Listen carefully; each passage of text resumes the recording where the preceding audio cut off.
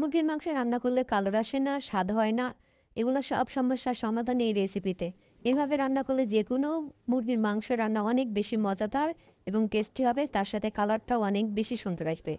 প্রথমে এখানে আদা, রসুন এবং পেঁয়াজগুলো বেটে নিব। তারপর একটা কড়াইতে সরিষার তেল নিয়ে নিচ্ছি একটু বেশি পরিমাণ। আপনি চাইলে সয়াবিন তেল নেবেন। তেলের মধ্যে কাঠ মশলা, এলাচ এবং লবঙ্গ দিয়ে দিব।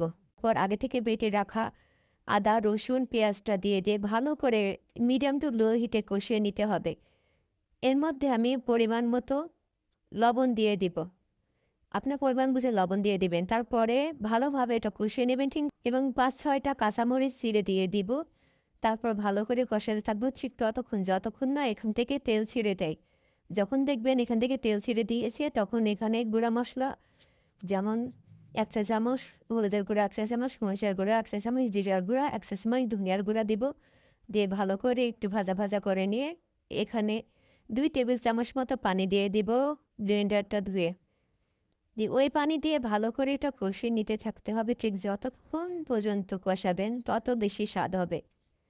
আপনার কষানোর উপরে স্বাদটা নির্ভর করবে। যত বেশি মশলা কষাবেন তত বেশি মাংসের স্বাদ হবে।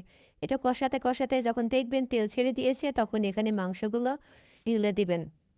ঢেলে দিয়ে এটা ঢেকে রেখে ৫ মিনিট পরে আবার ঢাকনা তুলে নিয়ে আবার ৫ মিনিট ঢেকে রাখবেন।